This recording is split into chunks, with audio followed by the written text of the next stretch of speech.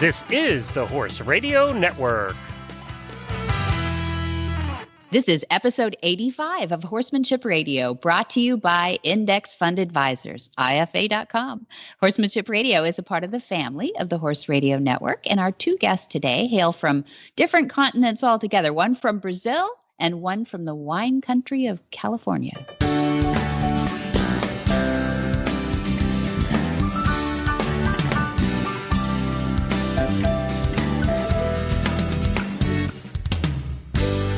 This is Debbie Laux, and you're listening to the Horsemanship Radio. Thanks for joining us. Horsemanship Radio airs on the 1st and the 15th of the month, and I'm with my producer, Coach Jen. Hi, Jen. Hello. How was Debbie today? I'm good. I'm excited about this show. It was really fun to do. We kind of put it together a little bit ago before I went to Brazil, and I want to hear it again, actually, because these guys are great. was the Brazil trip all you wanted it to be and more? And more, yes. I didn't even get bit by mosquitoes this time, which is really good. It's their summer, you know? Oh, yeah. You went down there. It was all in the middle of summer down there.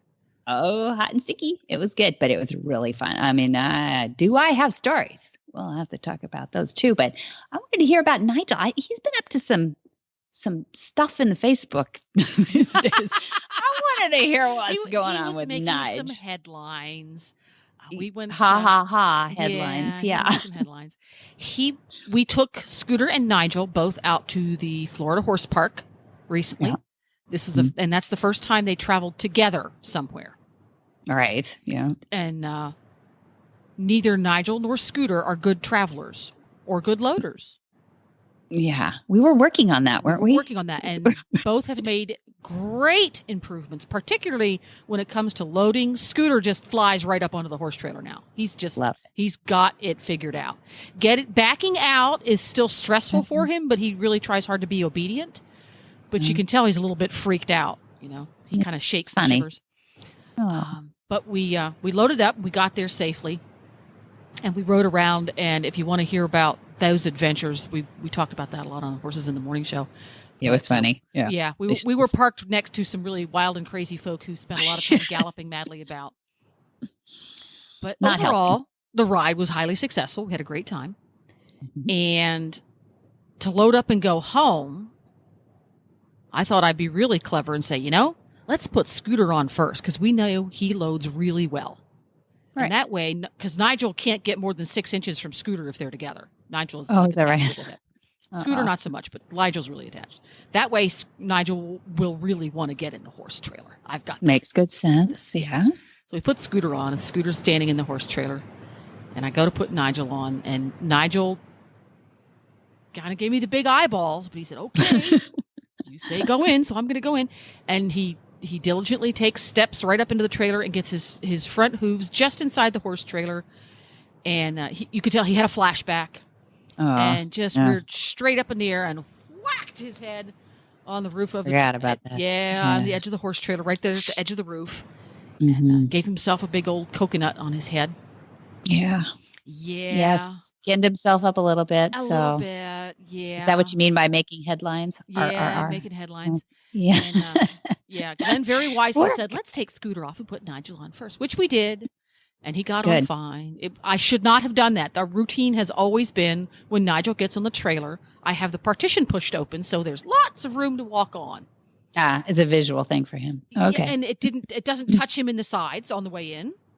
That, how horses and narrow starting gates, horses don't like to be squeezed on the sides. We've talked about that. Yeah, that's right. So his perception is he's being squeezed on the sides, even though it barely touches him. That's enough, Yeah. He goes up. Some horses go back. I'm out of here. So when I got him home, I put a great big old ice pack on his head, and the only way I could hold it there was by putting it on with a giant green vet wrap. Oh, that's what that was. That was an ice pack because when he got home, it looked like somebody had sawed a golf ball in half and attached it to the front of his face. Yeah. Sorry, Nigel.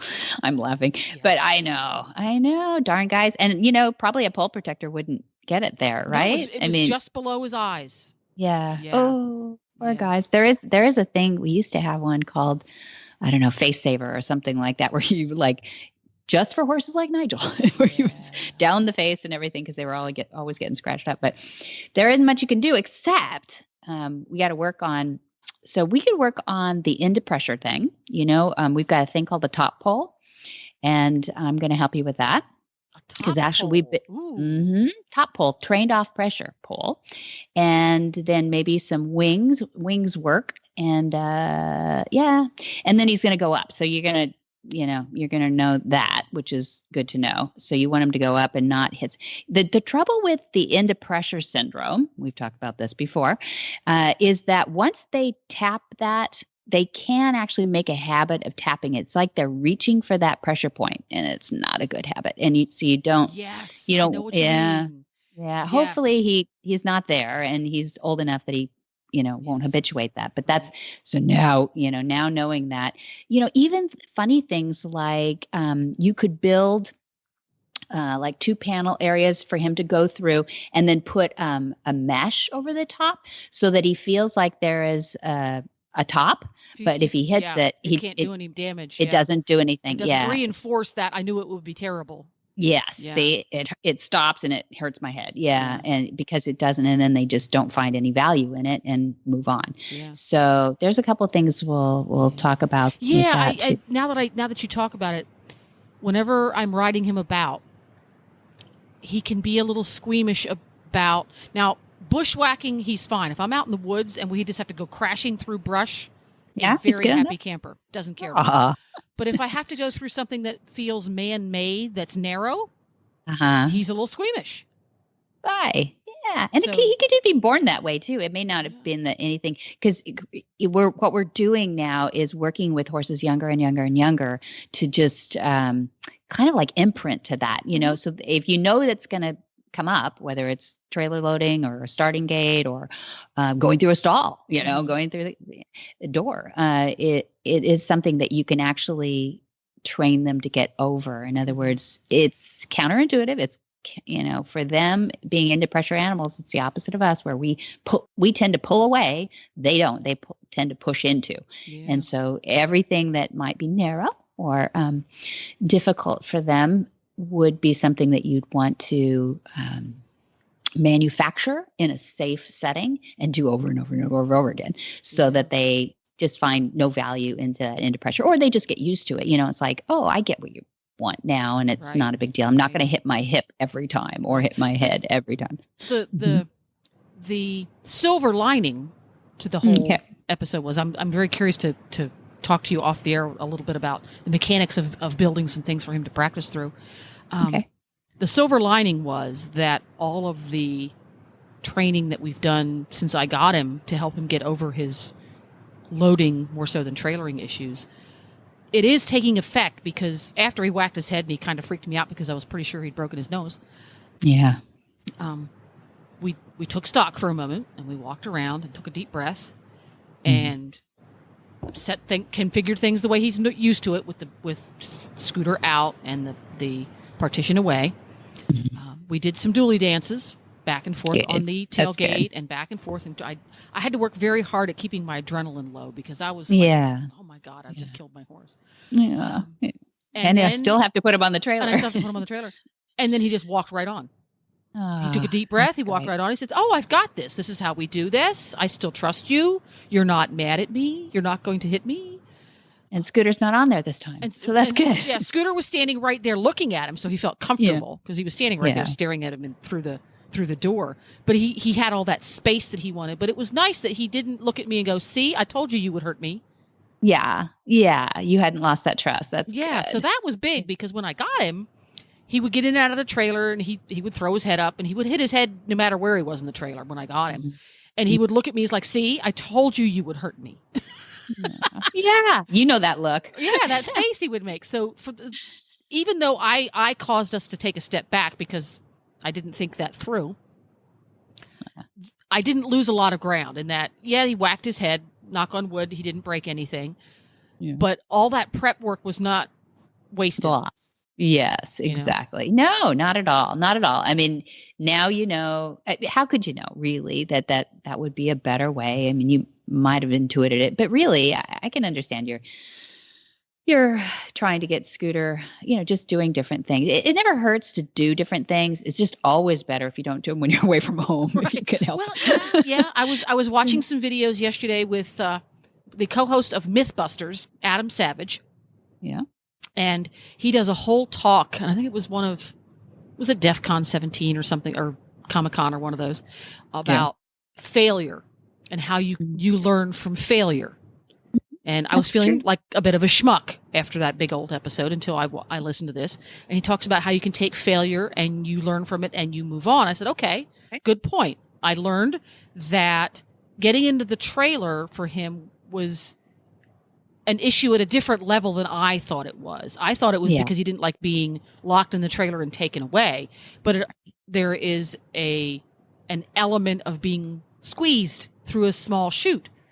That area, that's part of what it is, and I didn't realize that, so I've learned from it, and now I can move on from there and work on some things that have that similar feel, but only one ingredient at a time. Maybe they're not going to include the ramp or the fact that we're going to close the door behind him.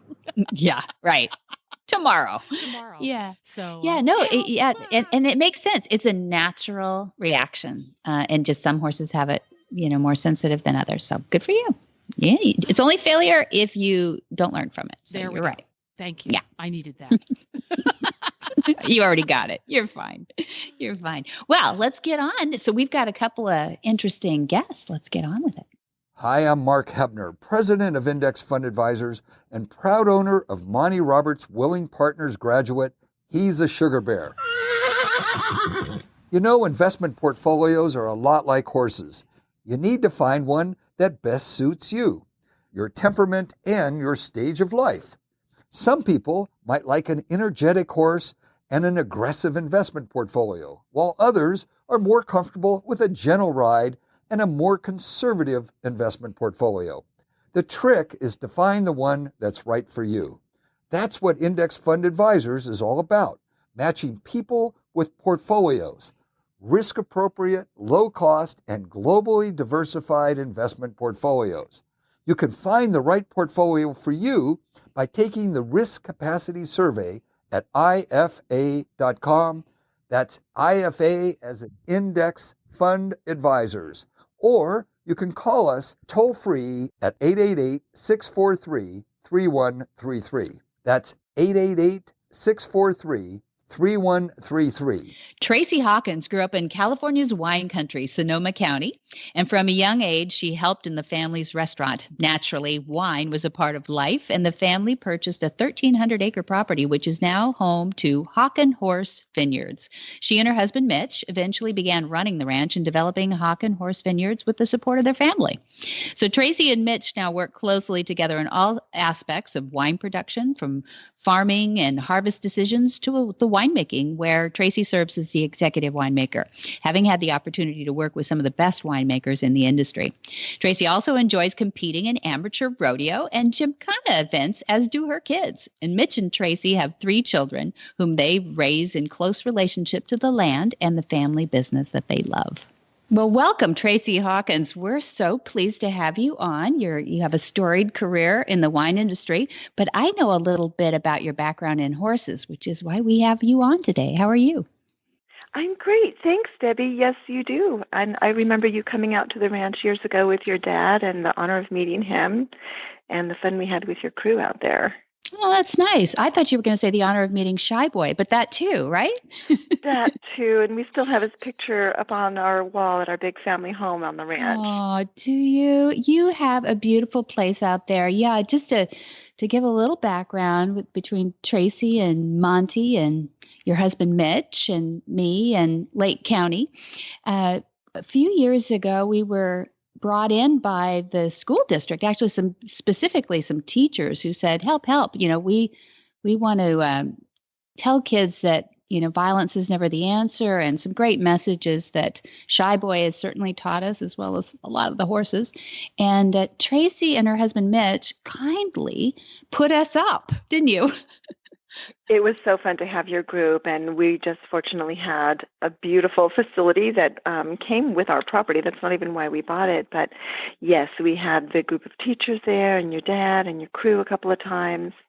It's beautiful. And so this is in Northern Cal. So as we said, Tracey grew up in Sonoma County, and you could go to Napa and be a tourist, but this is not where Tracey and Mitch live. It's up in the hills a little bit too, and with beautiful log home, and you had a barn out there. So is that what got you into horses?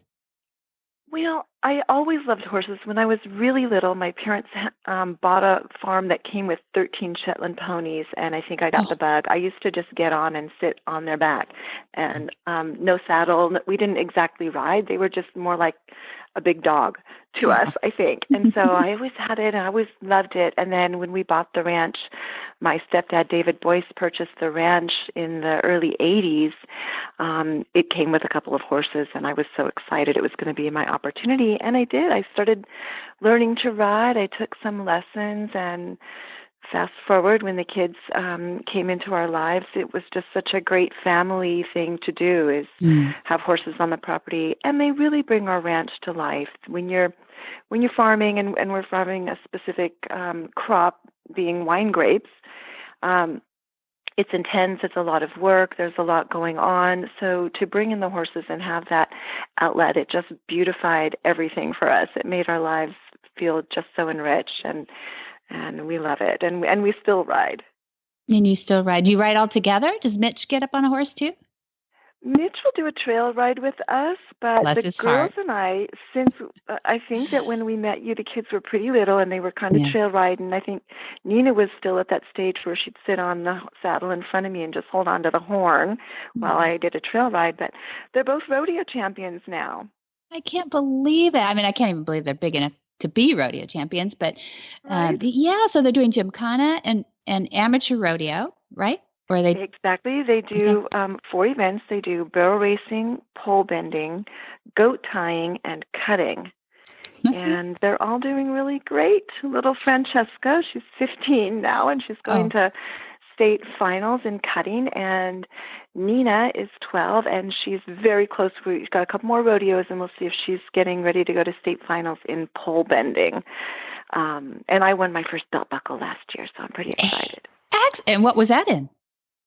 That was for a 10-week rodeo series where every Friday night you show up with your horse and you compete in 3 events: pole bending, barrel racing, and goat tying, which I compete in against a group of women called 18 and over. And so at 52, I was pretty excited to win the belt buckle. But first prize beat out was a some saddle. Youngsters. Oh, okay. I did. How old was the lady who got the saddle? Like 18 and a half? Okay, yeah, there you go. 20.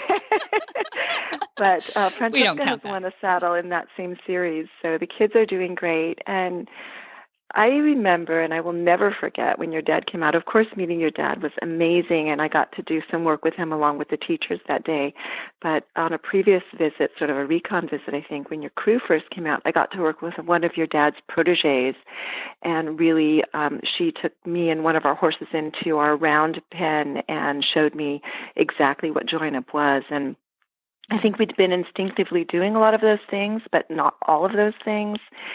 And now I feel like it's become a part of how we just work with our horses every day, always looking, listening, watching their body language and a tilt of an ear and things that your dad and, reading his books and things has taught us. And it's really been incorporated into how we ride, and not just ride, but how we are with our horses. It's not just the ride part. You know what I mean? It's the whole thing. How you're present with the horses. Yeah. So we'll give credit to Sally King, who Sally King was our certified instructor who was teaching at the school in Solvang at the time, but she's from New Zealand originally.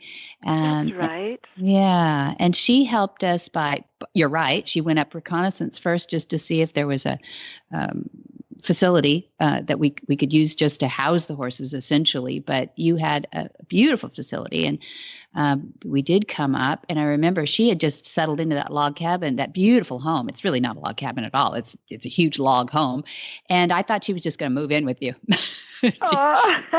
she definitely could have. Very sweet, and put together that. But yeah, I wanted to talk to you about that, because here's a lady, you, that grew up with ponies, at least, and horses, but kind of got back into it right about the time when you were influenced by Sally King and by Dad and by the horses. And how do you think that's shaping how you raise your kids these days? Well, actually, when you mentioned Sally's name, I remember the biggest compliment I've had as a parent, I think, came from Sally. We took her on a tour in the vineyard with a couple of other of your dad's staff, and we were all in the big, Chevy truck and drove up the mountain to the vineyard with the kids. And they were getting a little ruckusy and things, and I was just, dealing with that. And Sally said to me, she watched me for a minute, and she said, "You parent a lot like how my dad works with the horses." And that was like such an honor. But I think when you're a parent, at least when I was a young parent, I read a lot of books and I met with a lot of other moms and we talked about parenting a lot. And then pretty soon you get some great input. And then pretty soon it just becomes a part of how you do it. And you don't really think about it anymore. And I feel like about the time I met Sally, I was really learning about horses, even though I'd had them in my life a little bit. I hadn't really gotten that into it. And so it was really great timing to meet with your dad and Sally and to have her work with me like that, because I think it has influenced us in that way where at first you're really conscious of it and you're reading about it and you're looking at it. And I did a lot of your dad, watched a lot of your dad's videos online in the beginning, and then it just becomes integrated with how we are with the horses and how we work with the horses. And I've noticed that especially in rodeo, we wear spurs. We don't usually have a crop, but the girls will sometimes have a little popper, what we call a popper. It's a rope crop, but they don't use it on the horse. There's one horse that's kind of slow and lazy, and so my daughter will just pick it up. And when she sees it, she just kind of sees it. And other than that, it hangs off the horn of the saddle. But we don't do a lot of kicking. We don't do a lot of the horses really seem to love it. They like us. They like working. And some of the old guys, one of the things that I wish I would talk with your dad about is like, at least some of the old cowboys around here, they say like the horse is working towards release of pressure, and I agree with that. But the cowboys here say also like they're kind of also working to go back to the barn and back to the. But when we're done riding and we put the horses away, they really rather follow us around the ranch. Yeah. And I've actually put one on a halter a number of times and just bring them around with me on my feeds and different errands I'm doing. And I'm not even riding; I'm just dragging this horse around. Well, not dragging, but just like a dog. Them join me. Yeah, exactly. It's your pet. Yeah, no, I think they do want to be with us if we don't do anything to ruin that and they trust us. I think they do like being with us. I think they are social. They don't want to go back. Yeah, social animals that way too, and some more than others. But it sounds like you've done a good job with them too. And I know that people who might be listening from another country or from the East Coast think we're crazy, wild west kind of people with these rodeos and these gymkhana events and everything. But I think they can hear in your voice that you love your horses. So, what is it about rodeo? I mean, how are you these days adapting to loving your horses and not pummeling them, but still competing at a high level? You're winning the buckles and championships. Well, first of all, where we are in Northern California, I feel like there is a lot of kindness in the rodeo scene, and I think that you might watch movies about the Wild West, but that's not what we're seeing, and pretty much everybody feels that way. And once in a while, a girl will go in with more of a crop or a whip, and you'll see them. It's called an over and under, maybe, where it's a long whip, and they're kicking and spurring and whipping. And for me, as an athlete, like I grew up running, when my body is tight, I don't run as well. If my tack isn't fitting, the horse is experiencing stress, or if they're afraid, or if they're every time we kick hard or whip hard, I feel like their muscles have to tighten up. And I certainly can't run as fast when I'm tight or being prodded. So at least all of the people that we're around mostly feel like, there's a saying, and I can't remember it exactly, but it's something like slow is fast, because when you go, especially for where events that require precision, like barrel racing and pole bending, if you go smooth and slow, You will not knock down a pole. You'll stay on your pattern. And then when you come home, you can go really fast. And honestly, the horses love it. We squeeze with our leg. We kind of put our head down and reach forward with the loose rein. And those horses bring it for me. I don't have to kick. I don't have to whip. They love it. And so I feel like in our circle, we do end up talking about that as we see a kid go in where their horse is kind of jacked up at the gate and things like that. And it isn't really necessary, but we found for sure it's not really necessary for us. Just like I said, I will say we do have a full range of equipment, and but we don't often use. I say don't often. I can't really think where we use it on a horse. Like I said, we'll lift up that little popper, and the horse will see it and know, like, okay, here I go. And I don't even know what that's about, honestly. Your dad could probably tell me why that works, because they've not really been well, they're smarter than us. They understand these. There's a lot of cues that we give that they don't even know we're giving. And visual cues, auditory cues. We use a thing called the giddy up rope, which is a little soft yarn that now Jen is going to make it home too. But we have this soft yarn that's braided and it has a fluffy into it, and it makes a lot of visual woof woof, It's and the pony pom-pom. It's the pony pom-pom, Jen. That's almost exactly what we call it a popper, but we don't actually pop it. And it's braided rope, and then at the end it's fluffy.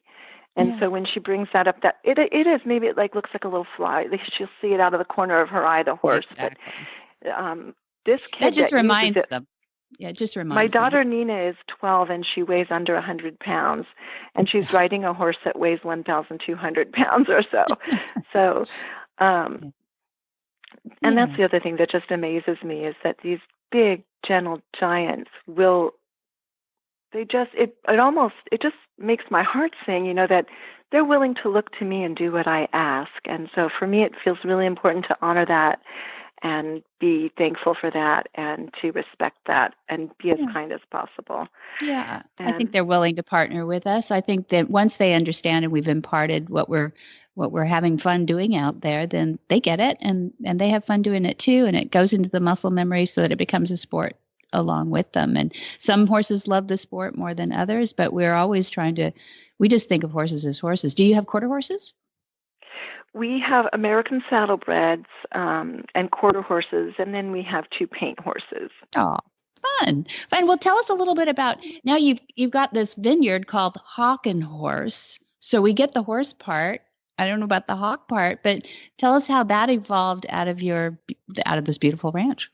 Well, as I said, my stepdad, David Boys, purchased the property in the 80s, and he was really looking for 2 things: a family compound, because our family is spread out all over the U.S. and now actually abroad as well. And he wanted a place that we could all gather and enjoy each other. And he'd always dreamed of having a vineyard. So when we saw this property, it had everything beautiful for a vineyard, especially for Bordeaux-style wines like Cabernet Sauvignon. So we were beginning to make plans for this, and you're thinking, well, what do you name a vineyard? And at that time, everything Tuscany was really popular in Northern California, and there was a lot of Italian influence here. And of course, there's always been a French influence in the wine industry, but we really wanted to be something that was authentic to our place. And it was actually my oldest daughter, Autumn, who was about 8 or 10 at the time. And our ranch had been an old equestrian facility way before we bought it. But we also have these amazing red-tailed hawks in Lake County that actually really help us in the vineyard. And she had said to me one day, "What about hawks and horses, Mommy?" And my husband and I looked at each other and we went, "That's it, hawk and horse." And we ran it by the family and everyone loved it. So how could you not? What do the hawks do for you on the property? So we have red-tailed hawks and they hunt gophers. So we actually encourage a biodiversity. We're organic and biodynamic certified. So we work with nature inside of the vineyard to just increase that biodiversity. We'll put out hawk perches so that the hawks have a place to perch and hunt during the day. And then we also use owl boxes so that, and owls are nocturnal, as we know, and they hunt the same things in the night. So we kind of hit it from both directions. 24/7, you've got those little critters running, huh? Little helpers, absolutely.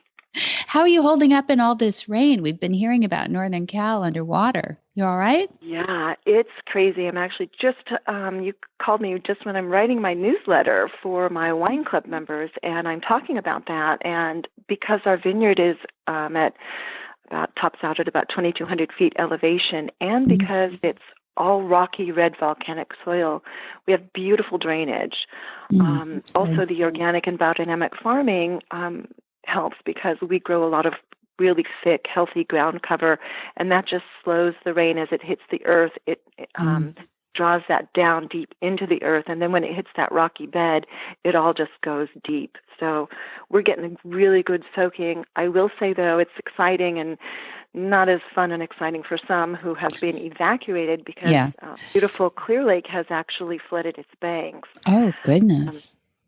Today it's sunny and things dry out really quickly here, so that's the good news. But people have been evacuated. I think there have been 2 separate evacuations for about a day or 2 in some of the low-lying areas. But everyone's safe, and everyone's really thankful for the rain. And I think because of the dry years, we're all saying, just thanks. We prayed for it, didn't we? We prayed for it in spades. We prayed really hard, and we got answered really hard, didn't we? We did. Feast or famine around here in California, I guess. But I'm glad you didn't float away on us. And should people come?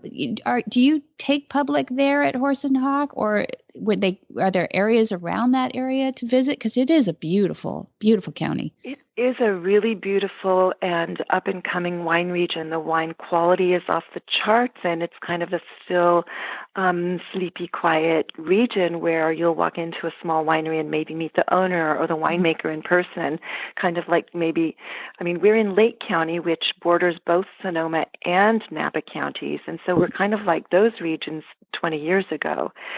So we are open to the public by appointment, so they would have to call, text, or email to make that appointment. But if we are unavailable or if we're booked up for tours on any given day, we direct people to our neighbors, and we have some amazing and really wonderful wineries to visit in Lake County, some that operate as full-on ranches, where there are cattle and horses like what we do, but, just slightly different, many different varietals. We specialize in red wines, and there are a number of wineries that specialize in white wines. There's actually a champagne house.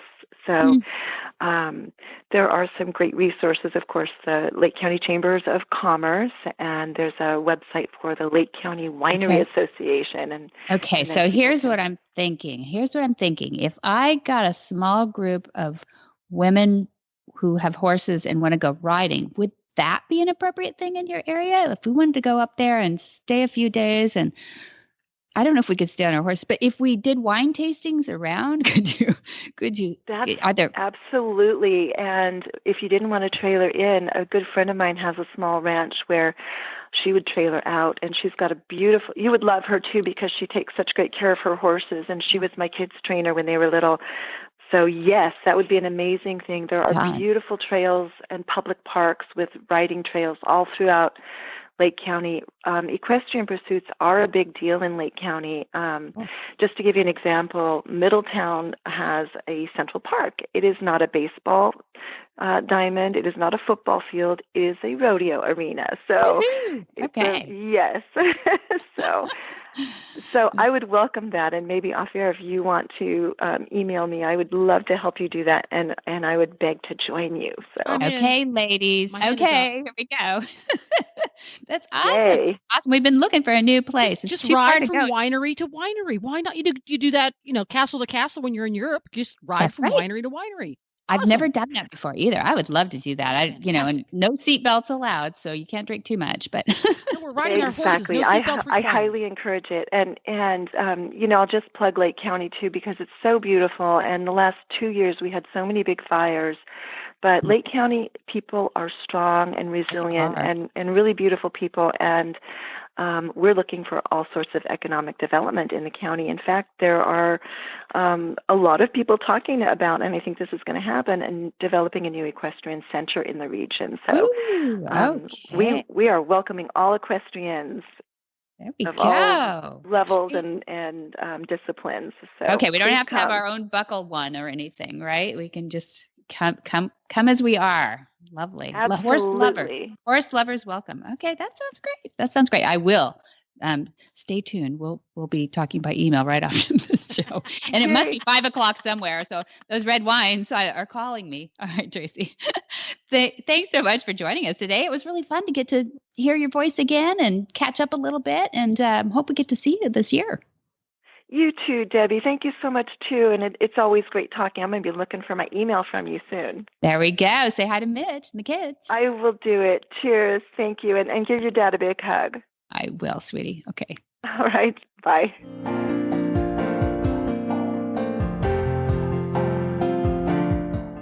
Your horse is your partner in sport, in leisure, and just in life. To keep him at his peak performance and optimal health, a solid nutritional foundation is key. Ideally, horses are able to graze fresh, growing grasses, which most closely mimic their natural diet. But that may not always be possible, and we may need to supply some of those missing ingredients in today's diets and provide more functional foods. One component of a horse's diet that is often underfed are omega-3 fatty acids. While more prevalent in fresh forages, harvested forages are lower in omega-3 fatty acids due to their more advanced maturity. Obviously, grasses and legumes have to grow to a sufficient height in order to be harvested, while foraging patterns of horses show great preference for shorter, less mature plants. That's why modern horsemen and horsewomen trust Omega Horseshine to provide a powerful, bountiful source of omega-3 fatty acids for their equine partners. Look for Omega Horseshine from Omega Fields at your local tack and feed supplier, or you can find them online at omegafields.com. Miguel Lupiano was born in Belo Horizonte, Brazil, and today he lives in Brasilia, Brazil's capital. He started dealing with horses when he was a child in his grandfather's farm. He became a professional horse trainer at the age of 17, and since then, it's been more than 30 years working with all breeds of horses. Now, Miguel became the first Latin American Monty Roberts certified instructor in April of 2015. Miguel's location right in the center of Brazil allows him to travel throughout the country now, South and Central America as well. And he gives courses, clinics, he does horse training, lectures, presentations, and demonstrations. So I'm here with Miguel Lupiano. And I'm going to bring him in a second, but I just wanted to give a little background. Miguel is, what year were you certified, Miguel? I was in April 2015.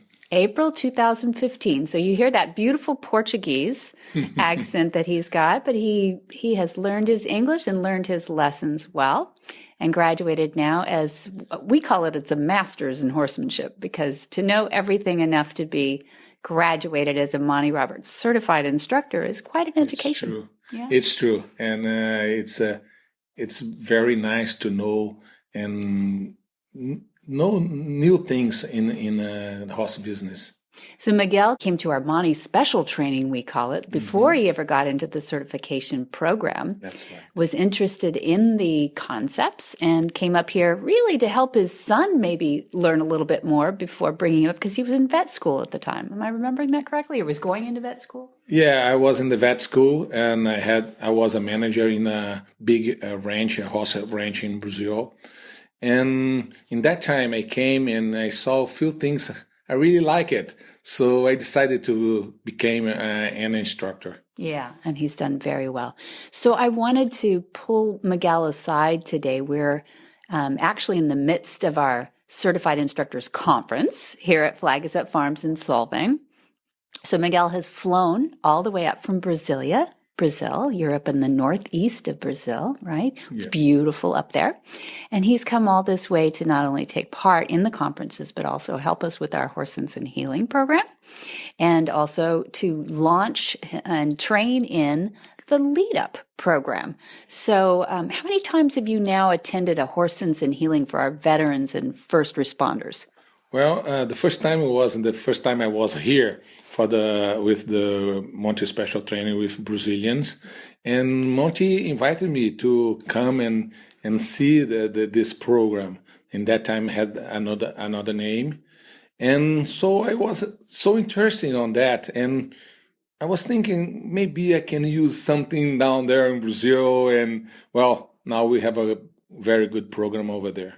You sure do. And then what got you interested in the Lead Up program that you're up here for too? Well, I think it's because the Lead Up going to be a very good program with helping people through the horses, and the Monte concepts helping us a lot with that. And probably if we be together with Lead Up and our program in Brazil, we can develop more that thing and learn more about those things and can help those kids or the police officers can pass through some traumas they have. Oh, nice. So you're talking a lot about the human-to-human elements of the equestrian training programs that you're involved in. Did you originally get into the certification process because you wanted to work with people? No, it's funny because I was a horseman. I work with horses all my life, and be sure I don't like much people.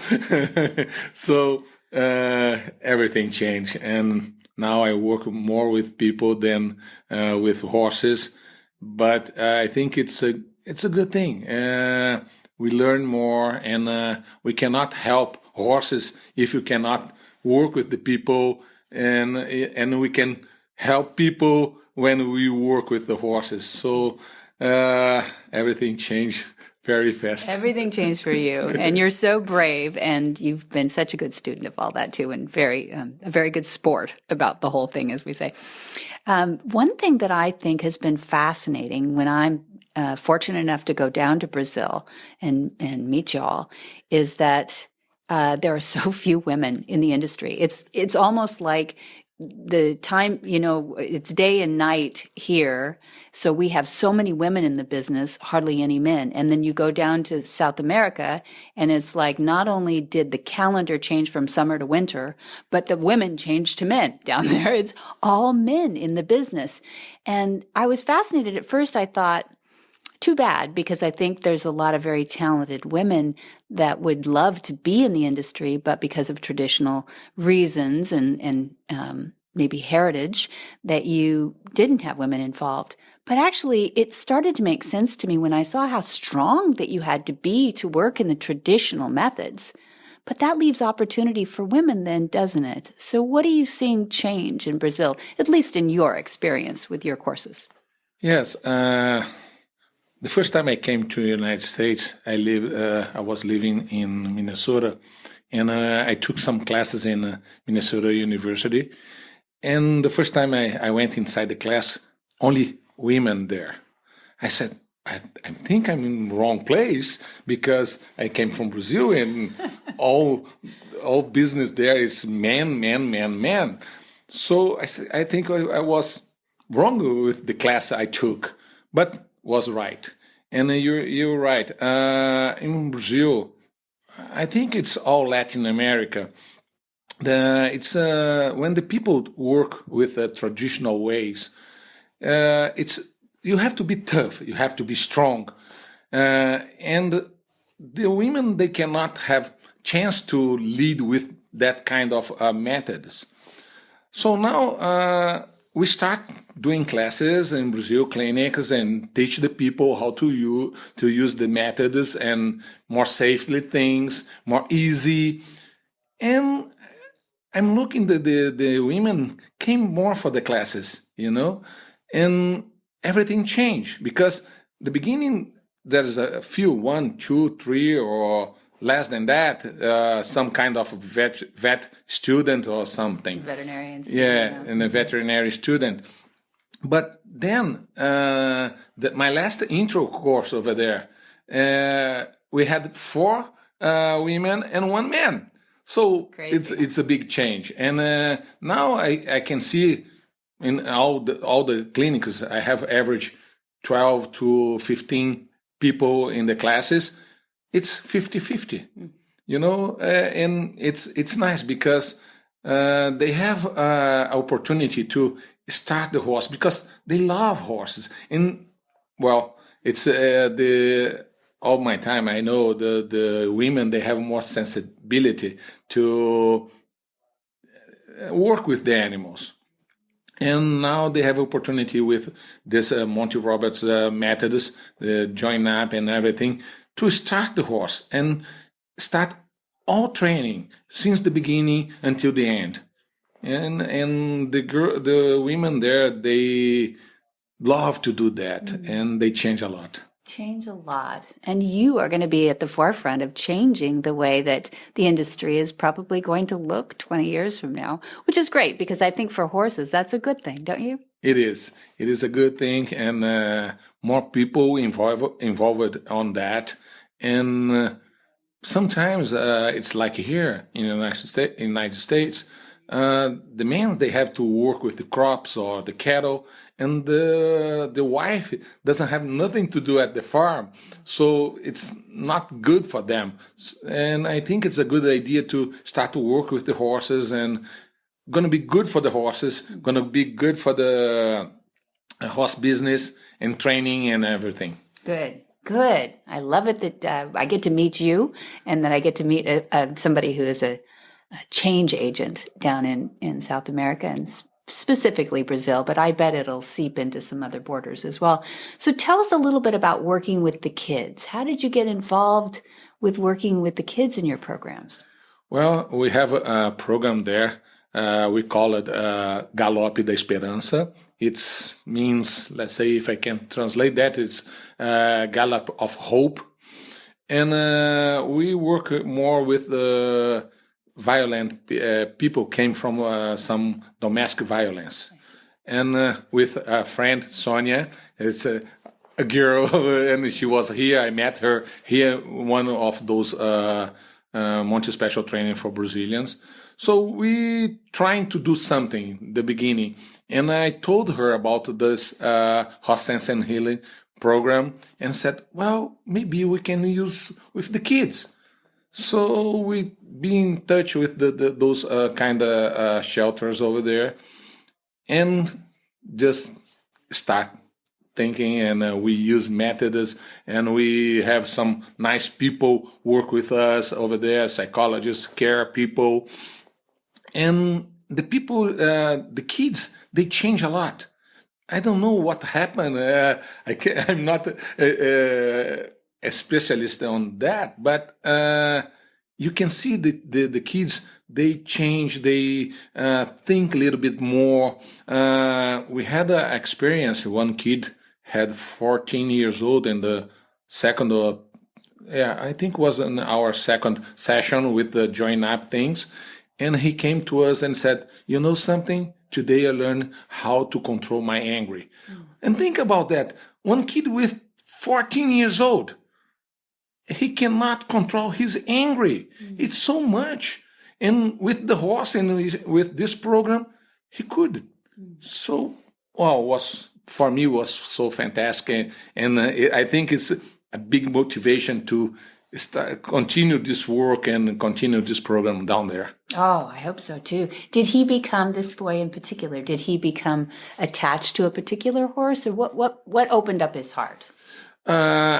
We show him join up, and we made some kind of work with him and the horses. I was because they are small, I had to be with them in the round pen. And he knows he can control a big animal, 500-600 pounds, and don't do nothing to scare or to hurt that animal. And he saw that animal was more afraid about him than him about the animal. So that thing, I think, changed a lot of things in his mind. And now he works with us. He is a volunteer guy. Everywhere we go in the Northeast, he is there and talk with everybody and help us with everything. And yes, I think he said the last time for me, I will be a good man. I said, Yeah, I hope so. That's fantastic. Are you committing to be a good man? Yeah, that's a good thing. If they start thinking they can make some change, I think that's the key of the successful or resocialization or whatever what the people call, but to be a good citizen, good person. That's, I think, it's the most important thing. Fantastic. So that's what horses, and that's what Miguel Lupiano does for a living. So what is the future for this? What is your future? Well, the thing's going so fast. Sometimes I'm scared about that. And now we have some police officers work with us. And the idea is to put those kids with the policemen together. And because in Brazil we have some kind of violence between those, and because they are afraid for each other. And I hope with the police come to our program, gonna help us. And we have a public space facility in those police cavalry to work with those kids. And I think it's gonna be very good in the future because, let's say, both sides, they don't gonna have a future enemy. And so this is the children and the police are at odds. Well, this is systemic in our country as well, and I bet we don't have an exclusive on it either. Yes, because it's too much violence around, and I think if they start thinking about it's a human being. For the other side, they have family, they have kids, and the kids have family too.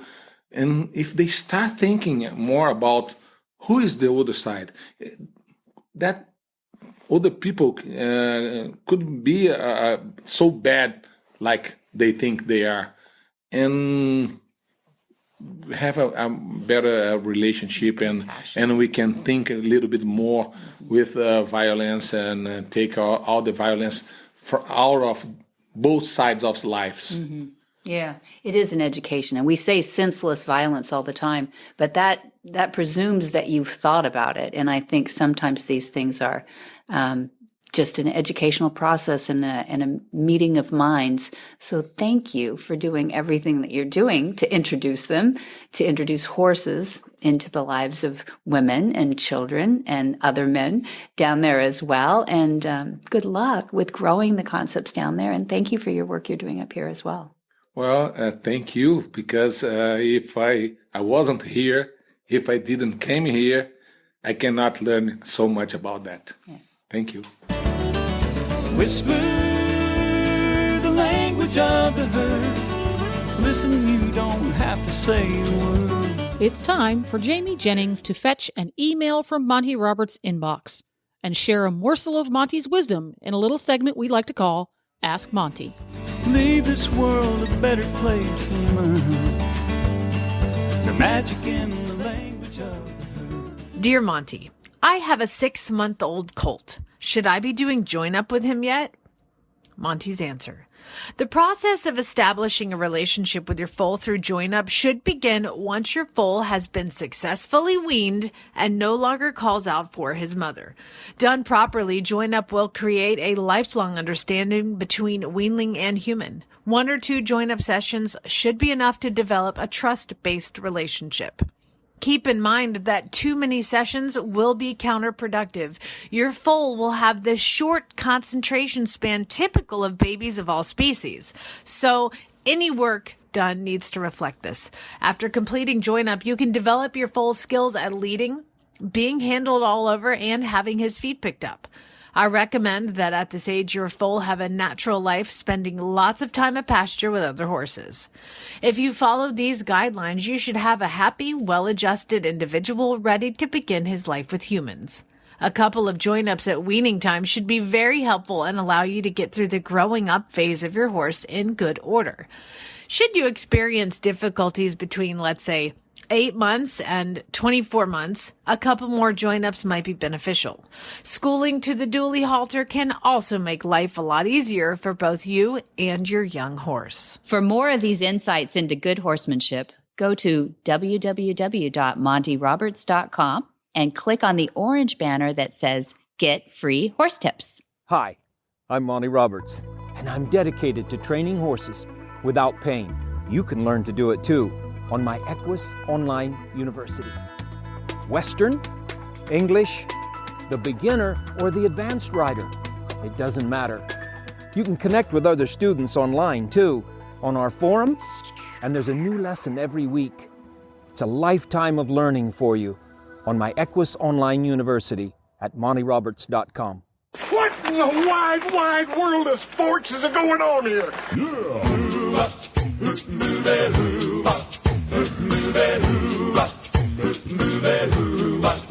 Where in the world is Monty Roberts?